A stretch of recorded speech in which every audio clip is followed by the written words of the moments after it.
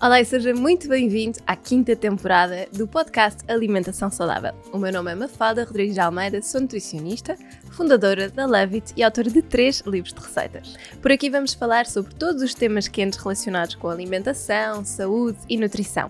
Vou receber vários convidados que nos vão ajudar a falar sobre temas como saúde de uma forma simples, a desmistificar alguns conceitos que estão tão enraizados no nosso dia-a-dia e que parecem que complicam a nossa alimentação. Vamos falar sobre bem-estar, sobre técnicas importantes para a prevenção de vários tipos de doenças e, mais importante ainda, para a promoção da saúde. Quero que este podcast venha simplificar a alimentação e ajudá-la a ter as ferramentas para ter um dia-a-dia mais simples, nutritivo e completo. Olá e seja muito bem-vinda a mais um episódio do nosso podcast. Hoje tenho comigo 2 convidadas muito especiais e confesso que este tema escolhido para hoje é um tema assim um bocadinho mais egoísta, uma vez que, como já partilhei convosco, tenho tido várias dificuldades com a minha filha mais velha, com a sua alimentação. Passou por aquele processo em que era uma criança que comia de tudo, embora a introdução alimentar tenha sido difícil, e depois passámos aqui por uma fase, a partir mais ou menos de 1 ano e pouco, em que tudo reverteu e a alimentação dela ficou muito mais complexa. Por isso, quis chamar 2 especialistas, a Mia, mais em termos de parentalidade consciente, e a Lisa, que nos fala aqui de uma componente mais de nutrição, é nutricionista também, e tem uma expertise muito maior do que a minha, então espero que a conversa de hoje possa ajudar-vos também aí em casa, se estão a passar por este desafio de terem crianças com bastante seletividade e como é que nós, enquanto pais, podemos lidar com isso. Muito obrigada, Lisa e Mia, por estarem desse lado. Se calhar vou começar por ti, Lisa, que tu trabalhas muito com recusa alimentar e tens muitos pais a pedirem-te ajuda neste sentido. É comum, assim, em bebés tão pequeninos, como aconteceu a mim, teres estes problemas, ou achas que é assim uma coisa que acontece mais em crianças tipo de 5, 6 anos, em que eles já começam a rejeitar os verdes e coisas assim? Bom dia, olha, só antes de mais agradecer, é um gosto estar aqui. Eu já sigo o trabalho da Mafalda há algum tempo e é uma honra para mim participar do podcast e agradecer também a mim o convite, chamar-me aqui a esta conversa e falarmos um bocadinho sobre um tema que é tão importante. Olha, esta questão da recusa alimentar muitas vezes começa logo quando o bebê nasce e tem que mamar, não é? E logo quando introduzimos os alimentos. Nós achamos que este processo vai sempre decorrer de uma forma muito fluida, não é? E muitas vezes também trazemos essa informação por parte dos profissionais de saúde. O seu filho vai comer determinada quantidade, não é? Isto por vezes também cria alguma pressão e o processo nem sempre flui da mesma forma, não é? Há meninos com um apetite mais pequenino, outros com um apetite maior. Temos aqui um determinante genético muito forte a explicar estas variações e, portanto, logo no primeiro ano de vida nós precisamos, eu tenho várias situações em consulta em que tentamos modificar aqui aquilo que é a oferta que está a acontecer, a forma como oferecemos a refeição, às vezes a temperatura dos alimentos, não é? A temperatura da preparação, a autonomia que nós estamos a fornecer ao bebê. Às vezes o bebê já está aqui numa fase de desenvolvimento grande, já tem muita autonomia, já é um explorador no chão e chega à cadeira e não há estímulo nenhum. Precisamos um bocadinho de mudar a forma como alimentamos o bebê também. Mas já há grandes desafios no primeiro ano. Mas sem dúvida que a partir do primeiro ano de vida, e nomeadamente aqui até aos 3, 4, não é? Muitas vezes com maior resolução ali por volta dos 5, 6 anos, é uma fase em que a recusa alimentar muito preocupa os cuidadores. Por vezes situações que já vinham a ser difíceis, como tu estavas a descrever da tua filhota, não é? E que aqui tendem a pronunciar-se mais. Outras vezes situações que vinham a decorrer maravilhosamente até aos 12 meses, não é? E com a mudança da velocidade de crescimento, um decréscimo de velocidade de crescimento, vai ter impacto sobre o apetite, uma fase em que o bebê vai ter um bocadinho mais de desconfiança de alguns alimentos, por uma questão evolutiva, depois podemos falar um bocadinho melhor sobre isso, e muitas vezes esta busca por autonomia, não é? Já queremos aqui afirmar-nos, já queremos demonstrar que temos as nossas vontades, podemos dizer não e a comida é uma ótima forma de o fazermos, não é? E portanto não estás só, acho que todos com filhotes passamos por refeições difíceis, mas sem dúvida que há estratégias positivas hoje para conseguirmos criar motivação para comer bem, interesse em estar à mesa e para sairmos um bocadinho desses padrões, como dizias, não é? Eu acho que um bocadinho a escola que nós também muitas vezes tivemos, não é? O adulto manda e decide e define e a criança tem que cumprir. E às vezes é preciso dar uns passinhos atrás, sentarmos lado a lado e mudarmos um pouco aqui o conceito, respirarmos fundo ao final do dia, que já estamos cansados e trazermos alguma leveza para o processo para que decorra de outra forma.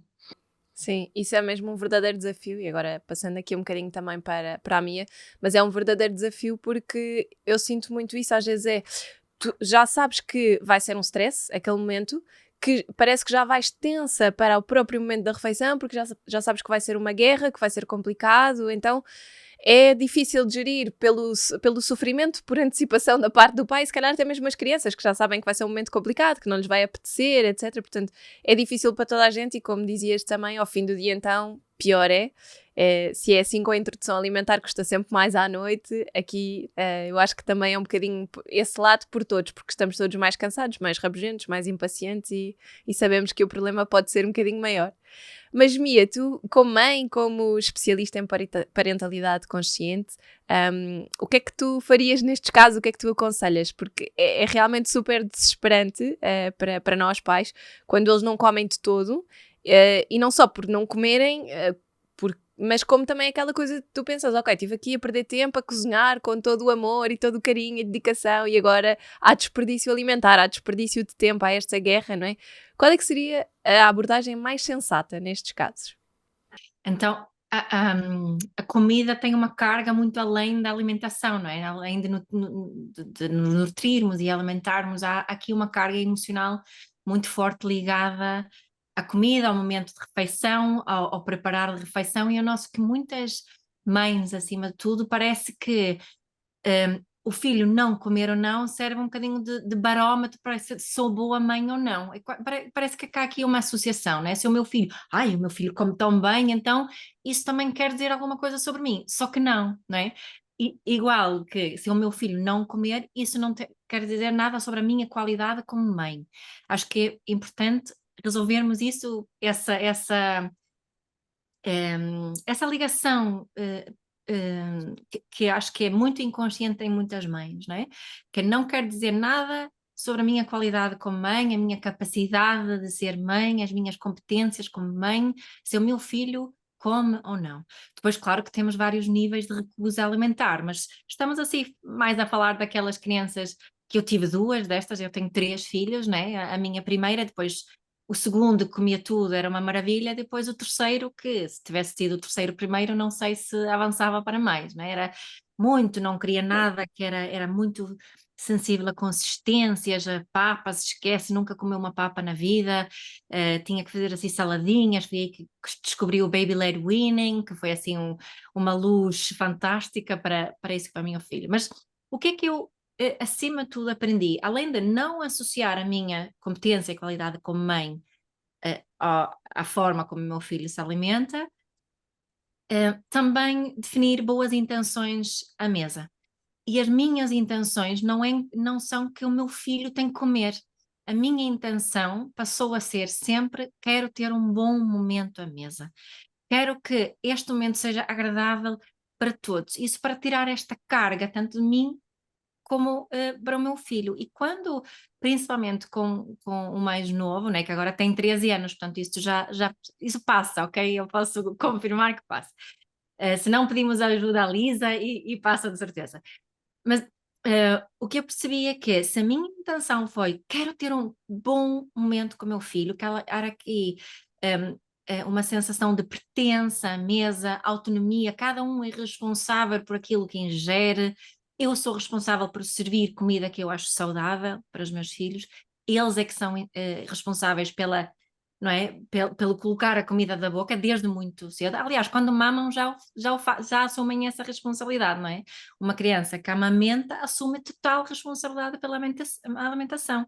Nós não podemos obrigar uma criança a amamentar. Podemos, eventualmente, com o biberon, consegue-se fazer assim uns truquezinhos, não é? Mas só quando temos uma colher na mão é que começamos a conseguir obrigar a comer e começa essa carga toda. Mas esta intenção, acho que é o principal, definir uma boa intenção para a hora de refeição, para haver essa sensação de pertença, autonomia e de poder efetivamente ser um bom momento. Isso tira imensa carga a esse momento. Acho eu. Não ir já para a refeição com esta coisa que estava a dizer, de já saberes, pronto, já lá vou eu para mais um momento desagradável do meu dia, bora lá só despachar.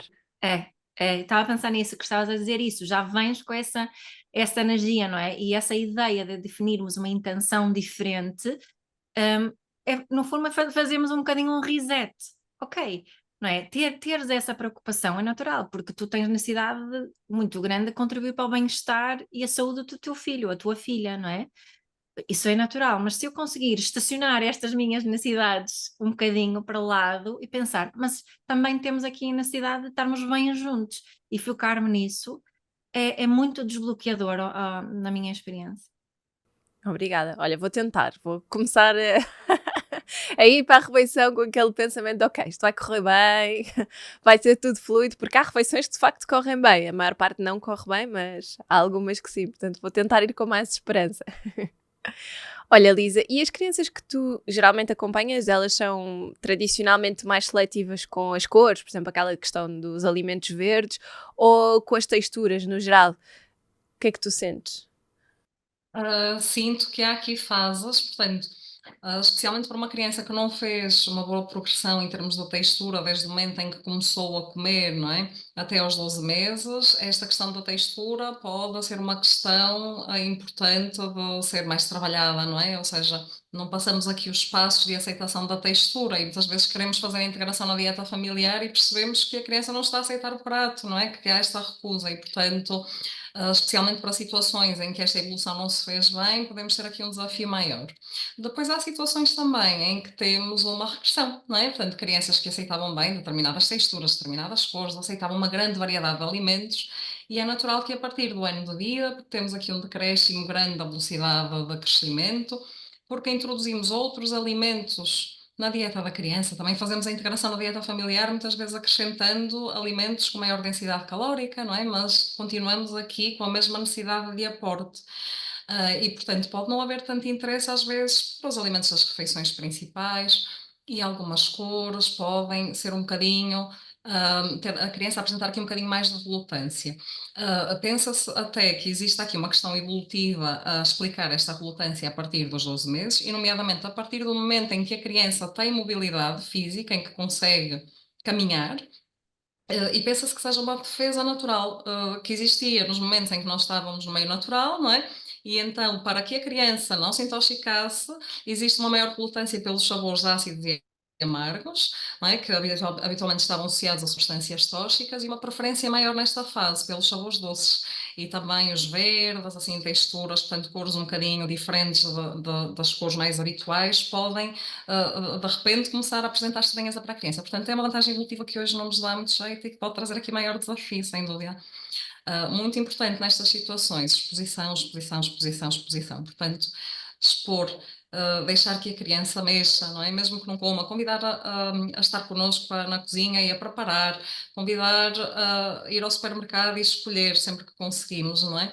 Às vezes, por exemplo, aqui ao ano, nós temos algumas crianças que tiveram poucas experiências sensoriais também, não é? Estiveram pouco na praia, mexeram um pouco em areia, foram ao parque, mas não mexeram em terra, estiveram sempre em ambientes mais controlados, não é? Eu sei que nós, pais, fazemos isso por bem, mas isto significa que existe para estas crianças uma provável rejeição de texturas porque não estão habituadas a mexer em objetos naturais, não é? E, portanto, é preciso isto também às vezes construir e dizer às famílias: vamos para o parque, mas vamos deixar mexer na terra, vamos brincar com areia.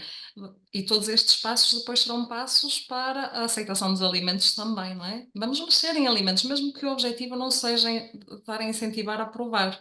Olha, vem cá ajudar-me a fazer uma salada de fruta para o jantar, mesmo que não seja naquele momento o meu objetivo incentivar o meu filho a provar o alimento. E se calhar também ter paciência para perceber que eles eventualmente podem começar a ganhar esse interesse, não é? Em provar algum dia com esperança.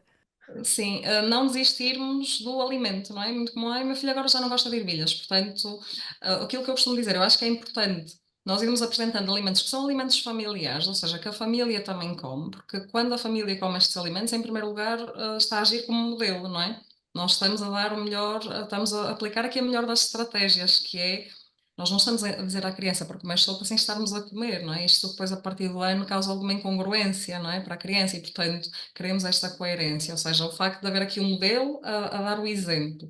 Mas não só por isso, aquilo que tu dizias há bocado, Mafalda, que é vou preparar o alimento só para ele, não é? E então fico com esta pressão enorme e com esta desilusão que não comeu. Então, quando tu preparas para a família, eu acho que isso também reduz um bocadinho a pressão, que é, ok, eu vou preparar para comermos, não é? E vou convidar a comer. E mesmo aquele alimento que rejeitou 7 vezes, vamos continuar a oferecer e vamos dizer uma coisa muito importante, que é, os nossos gostos estão sempre a mudar. Nós, enquanto crescemos, os nossos gostos mudam. Por isso, se nós não provarmos o alimento, nós não sabemos se gostamos ou não, não é? Olha, eu não gostava de manga e agora gosto de manga, não é? O teu pai não gostava de cebola e agora gosta de cebola. E por isso, não precisamos de comer, mas precisamos de provar para saber se gostamos ou se não gostamos. Portanto, é uma mensagem importante renovar aqui a esperança, primeiro de nossa parte, não é? Acreditarmos que vai haver aceitação e passarmos esta mensagem também às crianças, que é uma mensagem muito poderosa. Digo por experiência própria, portanto, conseguimos aqui efeitos muito, muito interessantes. Isso é muito bom.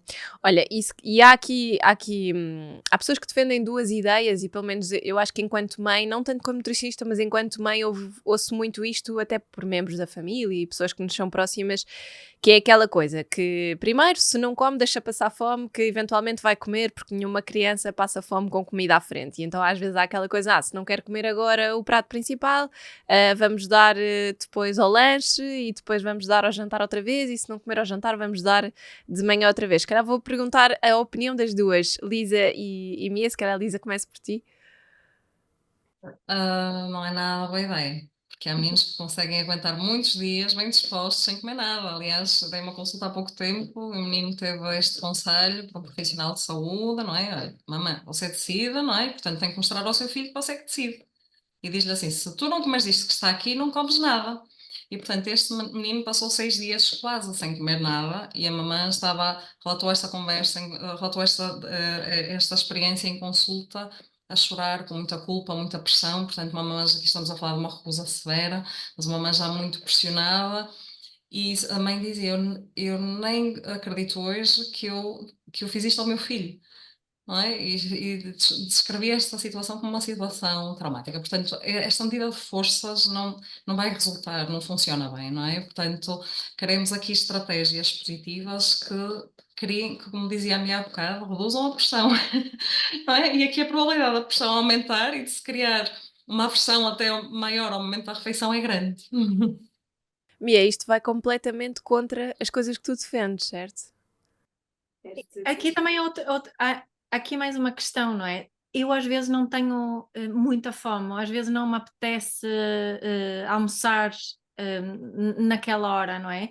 Não é que eu vou guardar o almoço para mim e como almoço depois ao lanche. Eu não faço isso para mim, não é?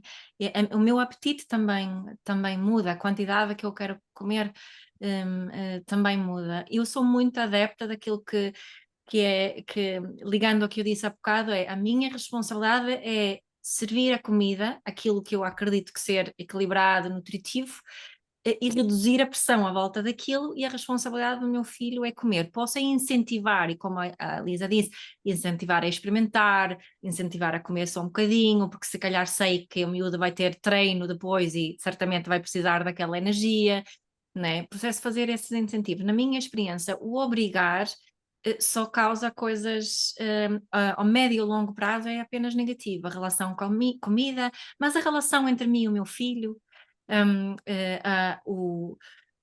a Lisa disse uma coisa muito importante no início, que a comida é uma excelente forma da criança ganhar autonomia e controle sobre a sua vida, comendo ou não comendo, ou seja, aqui nós temos questões aqui que vão muito além da refeição em si, da comida em si. Portanto, uma criança que tem muita pouca autonomia na sua vida, muito pouco controle sobre a sua vida, não tem possibilidade de fazer grandes escolhas, não sente a grande liberdade de escolha, nem o que veste, nem o que pode fazer ou não fazer. Quando descobre que eu posso controlar o que é o comer ou não, é que torna-se uma ferramenta muito forte na relação para recuperar esse controle, esse poder. E isso é muito importante lembrarmos também, né? Eu acho que não há assim tantos casos que chegam ao extremo que a Lisa aqui partilhou, mas é um bom exemplo para perceber até onde a criança pode manter aqui o controle, que não queremos estas situações, né? Sim, sem dúvida. Eu estava a ouvir o que a Lisa estava a dizer e estava a pensar, eu realmente sou muito mole O meu marido está-me sempre a dizer que a nossa filha faz o que quer de nós, mas eu sou mesmo mole nestas coisas, porque eu penso assim, não, agora se não comes, agora vais comer ao lanche e não comes mais nada. E passado uma hora já lhe estou a dar qualquer coisa, porque ela diz, mamãe tenho fome ou quer fruta, e eu dou-lhe. Portanto, não consigo de todo manter essa postura, mas é uma coisa que nos incentivam de facto muito a fazer, várias pessoas à nossa volta, eu acho que é também uma... quase cultural, não é? Um Sim, bocadinho... o que eu queria reforçar, aquilo que também falámos há bocado, porque o que eu sinto que muitas pessoas, o foco está sempre à volta da criança comer ou não é? É que um momento conjunto é quase tão nutritivo como a comida em si, não é? E nós esquecemos isso na relação à criança. Quando ela está ali no centro a ser muito pressionada, isso não é nada, não é nada agradável. E claro que para funcionarmos em família convém termos um horário para comer, mas não é pelo horário de comer, é pela convivência, pela organização da família, de cada um contribuir para o nosso bem-estar. E a criança, eu acho que quando ela se liga a isso, a probabilidade dela não comer e de haver estas pequenas refeições intermédias diminui muito, não é? Portanto, o foco, depois a Lisa vai confirmar se concorda com isso ou não, mas este foco só na comida não faz assim tanto sentido. Sem dúvida, não concordo plenamente, Mia. Portanto, eu acho que precisamos muitas vezes de nos sentar ao lado deles, não é? Não estarmos... Isto acontece logo no primeiro ano de vida. Às vezes, quando o processo está a correr mal, segundo os pais, não é? Eu peço para me enviarem um vídeo só para perceber como é que a refeição está a correr e perceber que os pais estão de pé, virados para a criança, não é? Muito portanto, naquela postura de quem está a mandar, de quem está a controlar, não é? E nós queremos os pais sentados ao lado dela, não é? A fazer aquilo que se calhar queremos que a criança faça, relaxados, não é?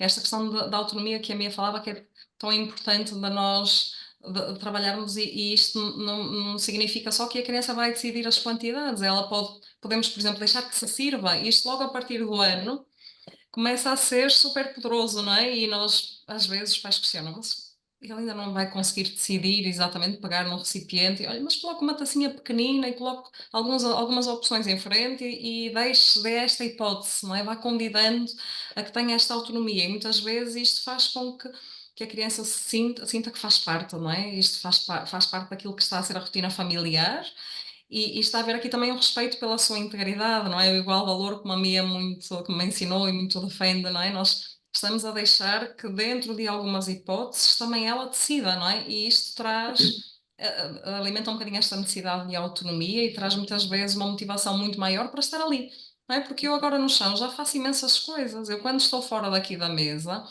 eu consigo estar em exploração. E se eu estou à mesa e não consigo explorar absolutamente nada, não é? E estou só aqui num ambiente de controlo em que alguém diz o que eu tenho que fazer, isto passa a ser muito pouco apelativo. Quando nós mudamos um bocadinho a lógica, não é? E como a Mia dizia, focamos na relação, deixamos de estar a olhar para o prato, a ver o que comem, estamos a olhar para o nosso prato, a falar de outro assunto, não é?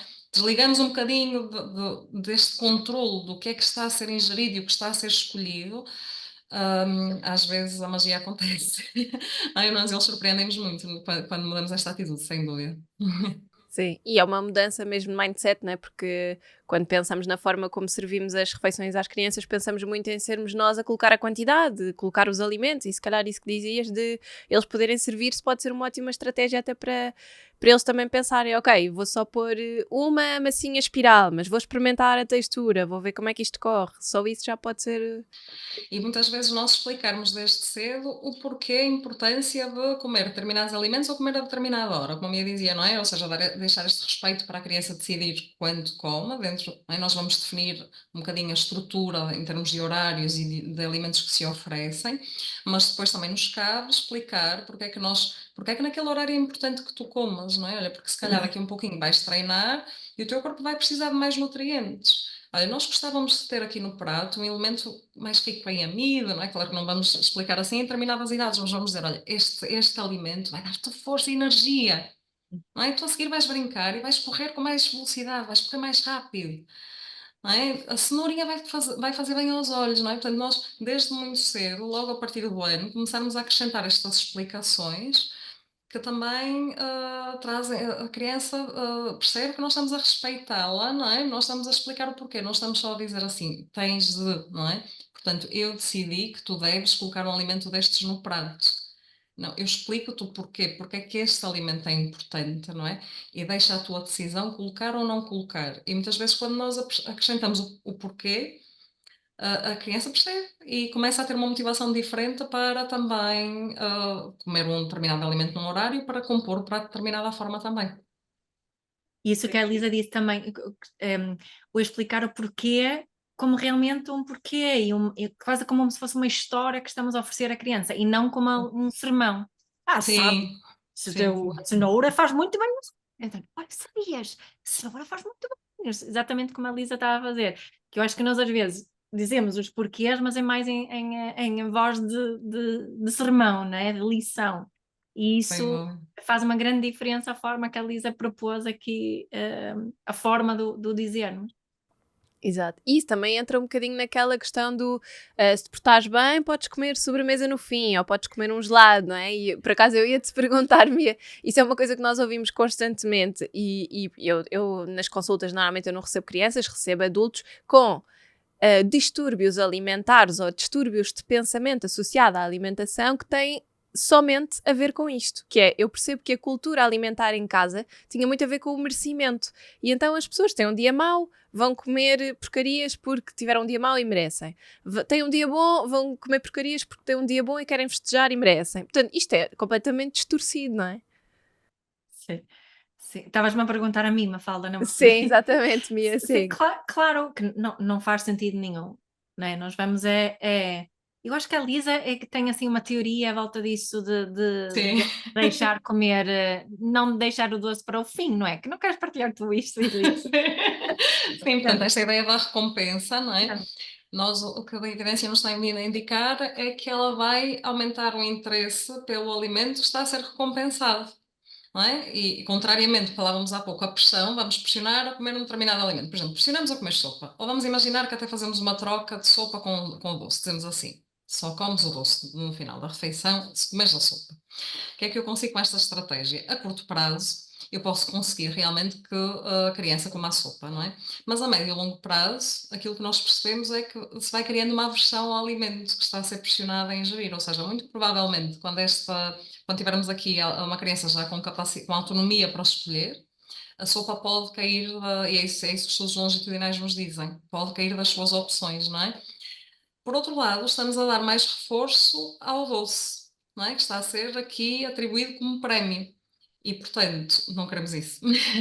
Não é? São estratégias que, assim, em situações de pressão parecem funcionar muito bem, mas que a médio e longo prazo vão trazer aqui associações que não queremos com os alimentos. Mas percebo, não é? Eu falo o que tu dizes, não é? Eu acho que desde muito cedo nós utilizamos a comida para, como estratégia, não é? Aqui da recompensa ou para distrair também, não é?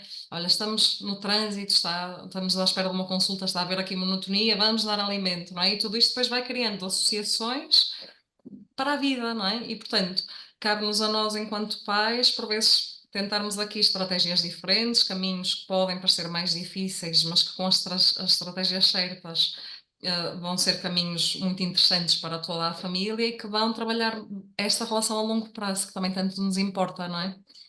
E também isso estava a dizer aqui, Lisa, esta associação da comida como um regulador emocional, não é? A criança está muito perturbada, magoou-se e está a chorar e está muito triste olha, toma aqui um chocolatinho, não é? Isso são coisas pequeninas e quanto mais vezes repetidas, mais fortalecemos essa ligação. Olha, para eu me acalmar, eu preciso de comer o chocolatinho, em vez Sim. de. E tiramos aqui uma aprendizagem muito importante que é a aprendizagem através da frustração também, não é? Eu conseguir aperceber e gerir as minhas emoções sem ter que comer o chocolate, como exemplo, não é? E isso acontece imenso, não é? São essas Sim. pessoas que percebes. E por vezes vemos que há aqui um espelho, não é? Entre aquilo que é a alimentação da família, muitas vezes eu tenho também em consulta desconstruir um bocadinho a relação da mãe, do pai, não é? Mas aqui muitas vezes da mãe com os doces, por exemplo, para conseguir desconstruindo a relação da criança com os doces, não é? porque hoje vivemos num ambiente em que é muito fácil, a partir de determinada idade, ter acesso a doces, não é? Muitas vezes nas escolas, nos aniversários na escola, ou depois com os amigos, ou no ambiente familiar. E por vezes os pais também vão dando aqui algum reforço negativo em relação a estes alimentos, que o que pode trazer um pouco mais de interesse sobre os mesmos. Portanto, muitas vezes temos que nós modificar aquilo que é a nossa relação com estes alimentos e aprender ensinar a criança a gerir a sua ingestão, sabes? Não ter aquele ambiente, vamos criar aqui um ambiente, uma redoma totalmente livre destes alimentos e vamos depois ter uma atitude muito controladora quando eles estão presentes, não é? Ou utilizá-los como troca, não é? Portanto, aquilo que nós queremos é também desde cedo ensinar a criança que estes alimentos fazem parte da nossa vida, que eles são habitualmente associados a situações de encontros felizes e reuniões familiares e de amigos e que está tudo bem quando lá estamos, que devem saber bem, não é? E não muitas vezes esta mensagem que nós vemos, não é? Esta situação do alimento estar presente e dos pais estarem a fazer controle, e isto vai aumentar o interesse sobre o mesmo. Exatamente. E estava a pensar nisso e também me estava a lembrar desse esse policiamento, esse controle para o bom e para o mau, não é? Porque depois também pode ser, não comeste tudo o que estava no prato, ou não se deixa comida no prato, porque isso é também outras das coisas que leva a que hoje em dia tenhamos adultos com problemas com a alimentação e que não se sabem autorregular em termos de saciedade e que comem demasiada quantidade só porque não conseguem deixar de comida no prato quando já estão cheios. Isto acontece muito. E Mia, eu gostava muito de perguntar sobre isto que é. Eu acho também um bocadinho polémico. Quando nós temos noção de que estamos a fazer esse policiamento enquanto pais, não é? Que temos noção que estamos a ter uma postura que não é assim tão correta com a criança, há alguns pais que têm um bocadinho medo de pedir desculpa à criança ou de falar com ela sobre isso porque sentem que de certa forma podem estar a perder a sua autoridade enquanto pais. Podem quase estar tipo a negociar e a perder o seu controle e a sua capacidade de serem eles que mandam, não é? Voltamos aqui a esta questão desta necessidade do poder. Isto, como é que nós devemos encaixar isto? Faz sentido pedir desculpa, falar com a criança? Faz todo o sentido pedirmos desculpa à criança e assumirmos responsabilidade também por isso e não dizer, desculpa, mas tu também fizeste isto, isso, aquilo. Portanto, costumo dizer que desculpa tem um ponto final, não é? Desculpa. Mas também podemos explicar esta ideia de que perdemos a autoridade é tão, tão, tão falsa, porque pelo contrário, quando nós assumimos os nossos erros perante os nossos filhos e mostramos que nós também erramos e que conseguimos assumir responsabilidade pelos nossos erros, com isso nós ganhamos a autoridade e ganhamos a confiança por parte das crianças, além de que para elas também é uma excelente aprendizagem para elas próprias terem coragem para assumirem os seus erros, e assumirem responsabilidade pelos erros e pedirem desculpa pelos seus erros. Portanto, isso é só tem coisas positivas, nós conseguimos pedir desculpa aos nossos filhos, conseguimos essas desculpas que são realmente um assumir de responsabilidade sem mais, não é? Portanto, isso é, para mim, é fundamental numa relação no geral e começa na relação com os filhos, né? Isso também vai determinar a forma como eu depois na vida adulta, com outras pessoas, vou saber assumir a minha responsabilidade pessoal, né? Nós na parentalidade consciente falamos muito da importância dessa responsabilidade pessoal e saber pedir desculpa faz parte disso, não é? E para mim isso é uma força, saber pedir desculpa. E, por exemplo, no meu caso é algo que eu tive que trabalhar na vida adulta e aproveitei muito de fazer isso com os meus filhos. E ajuda-me muito, imenso. Faz com que eles também tenham muita facilidade de assumir responsabilidade e pedir desculpa. Portanto, lá está, é só. Eu uma vez há muito tempo li uma entrevista acho que era com um pediatra, que disse que os pais não podiam assumir erros perante os filhos porque significaria uma perda da autoridade, e acho que é um mito tão nocivo. Portanto, obrigada por fazeres a pergunta, porque assim esclarecemos isso já. É porque não é muito comum, enquanto o pai ou uma mãe tomam uma posição, não é?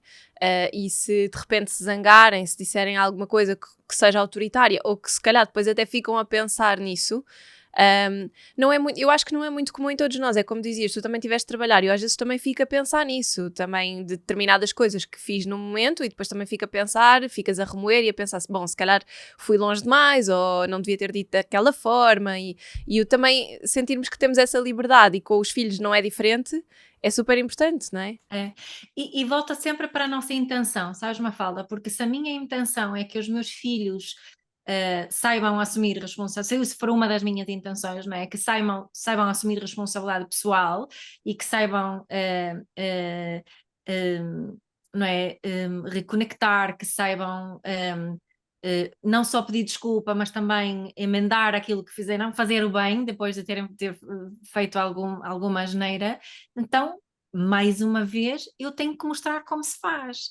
E nós temos muita tendência de obrigar as crianças a pedirem desculpa, que no fundo é ensiná-las a mentir, porque uma desculpa temos que senti-la, não é? E se eu sinto que fui longe demais, como tu estavas a dizer, em relação aos meus filhos, então a melhor coisa que tenho a fazer é falar com o meu filho sobre o que aconteceu, assumir a minha responsabilidade e pedir desculpa. Que é bela aprendizagem também para ele, não é? E isso cria confiança, cria conexão, assim é que criamos boas relações, não é? Sim, completamente.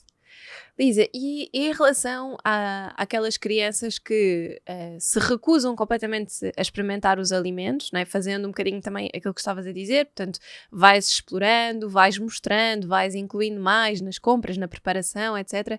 As crianças que se recusam completamente a experimentar os alimentos, só de olharem para eles, às vezes pode ser pelo medo do desconhecido, pode ser por eles já. Existe este conceito realmente de que eles já acham que não gostam. É uma manha, é uma birra. Como é que nós devemos encarar isto? Sim, aqui podemos ter muitas situações, não é? Portanto, teria mesmo que avaliar assim, cada caso é um caso, não há um caso igual ao outro, não é? Porque podem haver aqui questões sensoriais de base que precisam de ser trabalhadas, não é? Portanto, como dizia há pouco, meninos que não conseguem olhar para o alimento, mas também não conseguem olhar para a areia, nem tocar-lhe, não é? E tudo que são texturas diferentes de plástico, portanto, da madeira, portanto, texturas controladas que fazem parte deste ambiente mais controlado, acabam por causar alguma estranheza, não é? Como podemos ter situações de meninos que aceitaram muito bem até ao ano uma grande variedade de alimentos e de repente, a partir do ano, começaram a sentir aqui mais estranheza em relação a alguns deles. E aqui é ir medindo, não é? Como é que conseguimos introduzir estes alimentos de novo na alimentação da criança. Portanto, há situações em que só a presença daquele alimento à mesa, mesmo que não seja no prato da criança, pode fazer com que a criança não queira estar à mesa e não queira comer. Não é? Mas podem haver situações em que termos o alimento no prato, mesmo que a criança não o coma, já não fazem aqui tanta diferença. Portanto, é ir um bocadinho medindo aqui as estratégias em função da situação específica. Mas muitas vezes aquilo que é necessário é criar de novo uma conexão com aquele alimento, sem esta intenção de que a criança o coma, não é?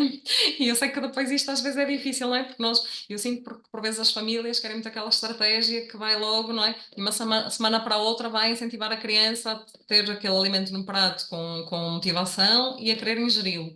E por vezes estas estratégias levam tempo, não é? Ou seja, temos que ir inserindo aquele alimento na preparação das refeições, convidar a criança a participar, a mexer, sem não a convidar a provar.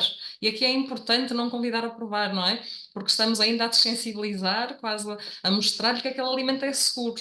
Não é? E chegará um momento em que a criança consegue tocar, consegue esmagá-lo, se calhar já vai levar um bocadinho do sabor à boca e já vai reconhecer aquele sabor e já não vai criar aversão ao mesmo, não é? Portanto, é aos pouquinhos ir seguindo os diferentes passos para a aceitação. E muitas vezes é mesmo isto: os passos passam por mexer, portanto, esmagar, por cheirar, por conseguir estar no mesmo espaço com o alimento e só depois é que há aceitação.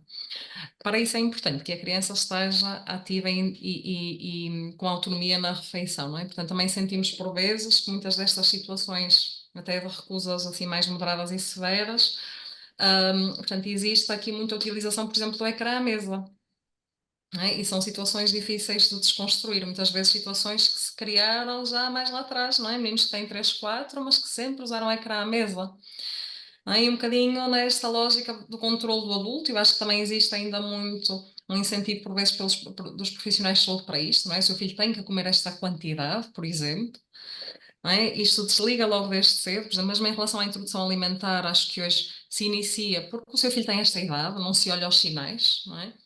E quando o seu filho inicia, tem que comer esta quantidade. E muitas vezes aqui, desde o início, se cria esta situação de controle, que não é necessariamente o controle com pressão, mas pode ser controle com ecrãs, com distração, não é? Com estas estratégias que nós falávamos há pouco, não é? Olha só, sais da mesa e vais brincar se comeres isto, não é?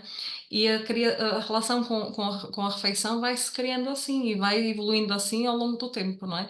Que é mais difícil desconstruir. E às vezes eu, não é, digo assim às famílias: nós queremos que o seu filho esteja ativo, que esteja a comer com os 5 sentidos, que não esteja só a sentir o alimento na boca, que esteja a olhar para ele, a observá-lo, que toque, que pegue nos talheres e que se alimente, não é? Porque temos muitas situações em que a criança está ali, mas não está passiva, não é?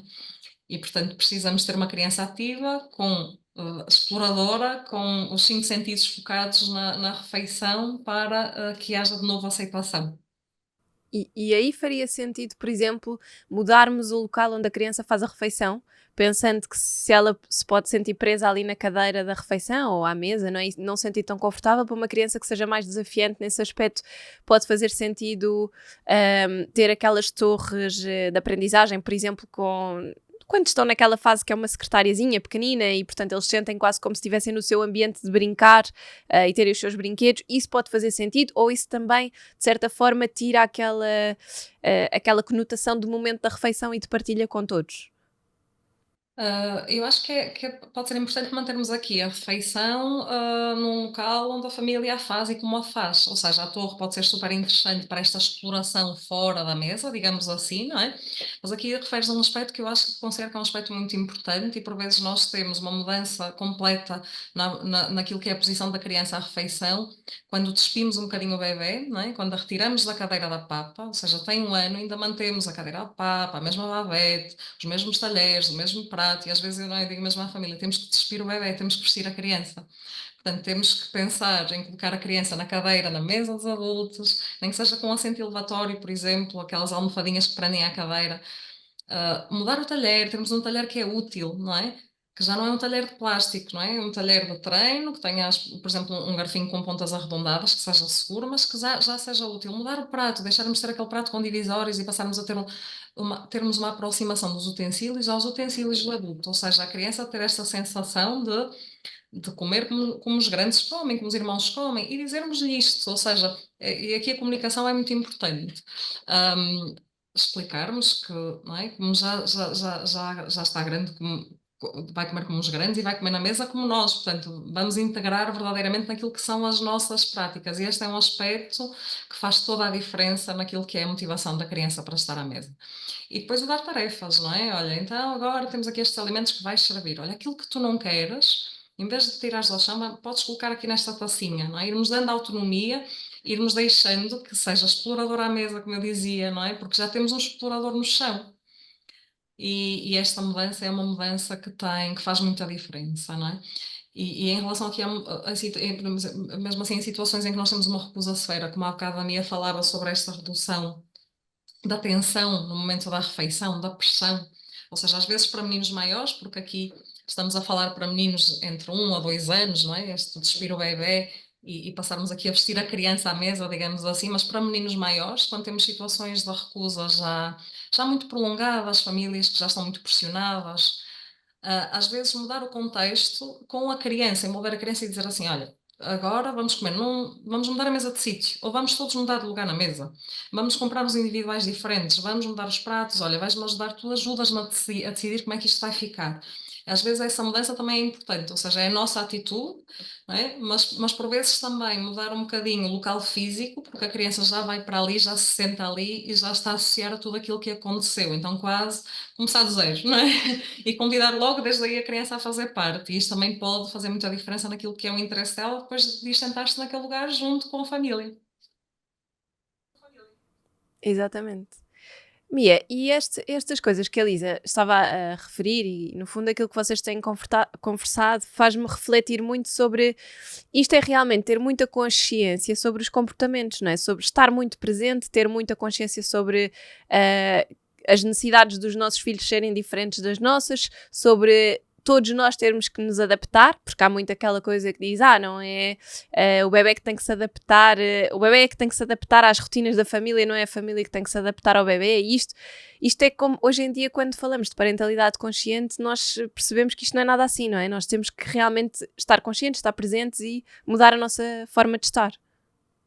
Acima de tudo, é aqui integrarmos necessidades. Nós não vamos descuidar das nossas necessidades, tal como não vamos descuidar das necessidades das crianças. Vamos procurar encontrar formas de nutrirmos as necessidades da família, não é? De cada elemento da família. E nós não é? Na parentalidade consciente falamos muito em necessidades e o nosso comportamento é um reflexo das necessidades que temos, não é? Se eu tenho um comportamento, esse comportamento existe para eu de alguma forma procurar nutrir as minhas necessidades, não é? Eu tenho sede, tenho uma necessidade de me hidratar, tenho várias estratégias às quais posso recorrer.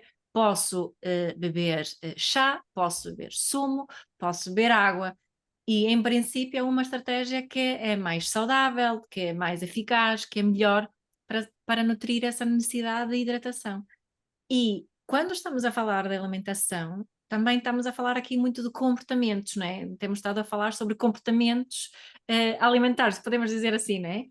E isso também nos fala de necessidades, mas não só da necessidade de nos alimentarmos e alimentarmos bem. Fala-nos também de necessidades emocionais, tanto dos pais como dos filhos, não é? Uma criança que está numa recusa alimentar pode ser uma necessidade de sentir mais pertença, se calhar a melhor estratégia é precisamente, a criança tem estado a comer sempre sozinha, vamos comer todos juntos. Agora estou a simplificar, mas pode ser isso.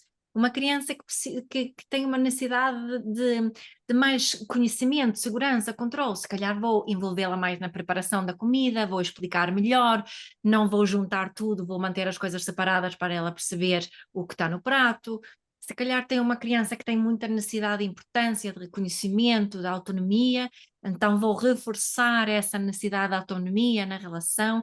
Se calhar uma criança que é muito irrequieta, que é muito divertida, se calhar vou tentar contar histórias engraçadas à mesa, de termos um momento mais divertido, não é? Isso não retira aqui a estrutura, a rotina, vamos estar todos à mesa, mas estou aqui a integrar esse conhecimento que tenho sobre as necessidades do meu filho na forma como vou organizar os momentos de refeição em família, não é? É esse olhar que temos na parentalidade consciente, ou seja, não preciso de subornos e nem preciso de castigos, preciso de um olhar além do comportamento em si, não é? Que eu costumo dizer, um olhar de detetive para dizer, ok, não é? Quando a criança é muito bebé, nós temos esse olhar. A criança está a chorar, o que é que eu vou fazer? Vou ver a fralda, vou ver a temperatura, vou ver se precisa de descansar, vou ver se precisa de um bocadinho de colo, não é? Vou procurar satisfazer as necessidades da criança e no fundo é estendermos esse olhar para a nossa vida em família e no tema que estamos a falar aqui hoje, para a mesa de refeição. Né? Que necessidades é que estão aqui em jogo, porque não é só a necessidade de nos alimentarmos, obviamente, é muito mais do que isso. É tão importante, se puder aqui também acrescentar que, por exemplo, aquilo que referias em relação à rotina, por vezes temos alguns meninos que gostam, adoram rotina, não é? Há Adoro. outros que têm muito mais flexibilidade e só o variarmos, por exemplo, o horário ao fim de semana das refeições em função daquilo que acontece à semana já leva aqui a uma dificuldade grande nas refeições de fim de semana. Temos meninos que adoram novidade, não é? Há outros que gostam mesmo de ter uma alimentação, de saber com que contar, não é?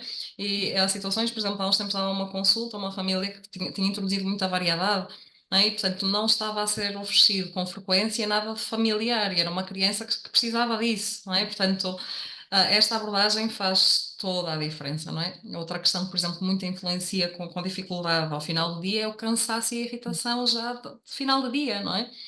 Será que nós já estamos a oferecer a refeição no momento em que o cansaço está a sobrepor-se ao apetite, não é? E, portanto, oferecer a refeição mais cedo vai fazer toda a diferença naquilo que é a aceitação da mesma. Portanto, é este olhar sobre. Eu acho que, pelo menos, a minha perspectiva em relação à formação de nutrição, não é? Nós vimos muito com esta formação, temos por base a escola da medicina, não é? E eu acho que nós tivemos muito ensinamento sobre o quê, não é? O que é que o seu filho precisa de comer, não é? Que alimentos, como é que eu acompanho o prato, a que horas? E acho que é preciso mudar um bocadinho a abordagem para tentarmos aqui a olhar para o como, não é? Como é que nós vamos oferecer os alimentos e para o porquê, não é? Não é? Porque é que esta recusa está a acontecer neste momento? Ou seja, este trabalho de detetives que a Mia, não é, nos convida a fazer e que vai fazer toda a diferença, porque muitas vezes é muito mais do que realmente uma questão de apetite e de alimentação, não é? Vai muito além disso. Sim, exatamente. E que antigamente não se falava e que realmente, como dizem, medicina é uma coisa que sai do prático, do fazer assim, assim, assado, e é muito mais um ouvir, um estar presente e conseguir entender as necessidades, não é? Nós somos mais prescritivos, não é? É isto que tem que comer, não é? No meu doutoramento, eu fiz um estudo em centros de saúde, onde eu tentava, portanto, nós fizemos uma série de recomendações para pais de crianças com excesso de peso e obesidade em idade pré-escolar. Eu achava que uma parte destes pais grande não tinha conhecimento sobre as recomendações, né? E descobri que cerca de 60% sabiam, por exemplo, quantas porções de fruta e de vegetais os filhos tinham que comer, né? E a grande limitação estava no como. Não é? Eu sei, não é? Eu sei que tenho que comer poucos doces e sei que tenho que comer mais fruta e mais vegetais. Agora, explica-me como.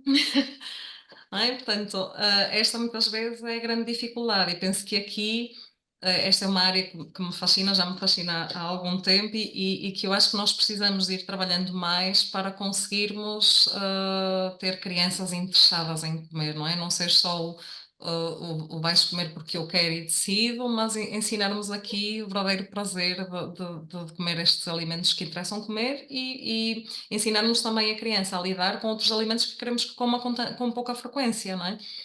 Não nos vale de nada estarmos a dizer não, não podes comer, este alimento faz mal, isto é uma porcaria, não é? Isto vamos comer no dia da porcaria, isto vai criar mais interesse sobre o alimento, não é? Nós sabemos que os nossos filhos ao longo da sua vida vão ter muitas oportunidades para comer alimentos densamente energéticos, doces, então aquilo que nós vamos querer é formá-los para saber lidar com estes alimentos e para olharem para eles sem termos aqui um interesse demasiado grande, não é? Para conseguirem sentir prazer enquanto os comem. Não é? Porque isto sim vai ser um escudo ótimo para estarem num local cheio de alimentos doces e desvalorizarem, comerem um pedacinho, saber bem e não terem aquela sensação de agora que eu estou aqui posso comer, não é? Portanto vou aproveitar. E portanto é importante, e nós temos falava com uma família, então a família falamos sobre a ideia da família comprar uma embalagem de doces e ensinar a criança a gerir esta embalagem de doces durante a semana seguinte. Ou seja, esta formação sobre como eu vou gerir os doces, não é? E não o controle, porque muitas vezes o que nós fazemos é compramos e olha, agora eu decido que tu só vais comer, não é? 2 ou 3 doces destes e depois só para a semana, não é? E, portanto, a criança sabe que os doces estão ali e se calhar vai andar numa busca, não é? De local secreto onde os pais colocaram os doces ou vai constantemente pedir estes doces, mas nós vamos explicar-lhe o porquê destes alimentos terem que ser ingeridos poucas vezes e vamos tentar negociar, não é? Olha, mas o que é que tu achas, não é? Como é que achas que podemos gerir esta embalagem de doces? Não é? E este é um ensinamento importante nós fazermos também, não é? E não termos só aquela atitude de controle, isto é uma porcaria, portanto eu decido quando comes e não comes, e agora não é momento de comer. É este ensinamento que nós queremos para que, lá está, a criança, depois adolescente, adulto, consiga lidar bem com estes alimentos, mesmo quando nós, e às vezes, como dizia há pouco, é uma aprendizagem importante para nós também, enquanto adultos. E é importante não haver um ecrã à frente, não é, Lisa? Sim, sem dúvida. Já percebi que esse deve ser dos maiores erros que tu vês na prática dos pais que recebes e das crianças, que deve ser os ecrãs. Acredito que seja um vício grande. Sim, muito, muito frequente. E aqui, então, em situações de recusa, o ecrã é um grande aliado, não é? E muitas vezes, como digo, são situações que começam muito cedo, não é? Que uma introdução alimentar difícil, o ecrã foi introduzido para facilitar a situação, numa família em que um pai e uma mãe estavam mais pressionados, sozinhos, não é? O ecrã foi um grande aliado. A grande questão é quando nós mantemos, não é? Não significa que por fazermos isto uma vez ou outra, não é? Que isto traga problema. A questão é quando fazemos isto de forma rotineira e percebemos que a criança já só associa o comer com o ecrã, não é? Senta-se à mesa e então onde é que está o ecrã para eu agora comer, não é? E portanto há que quebrar aqui com esta rotina e muitas vezes, portanto, implica também uma mudança de rotina para a família toda, não é? Não vamos, tu não vais usar ecrã, mas olha, nós também tentaremos não usar telemóvel aqui à refeição. Porque comer com ecrã significa que eu vou comer desligado, aquele alimento que eu quero que se torne familiar não se vai tornar tão familiar porque eu simplesmente não estou a ver, não é? Eu não estou a ser capaz de perceber aquilo que são os meus sinais de fome e saciedade, ou seja, isto em termos de autorregulação alimentar tem uma implicação muito negativa. Ah, portanto, isto faz com que eu não saiba definir o ponto de fim, não é? Ou seja, aquilo que a minha dizia de ser importante, de darmos aqui uma responsabilidade à criança, que é o decidir quando a refeição termina, com a ecrã estou desligado disso também, não é? Por isso, sem dúvida, termos aqui a criança ativa, com foco sobre a refeição e desligarmos o ecrã no momento da refeição é fundamental para que isso aconteça. Exato.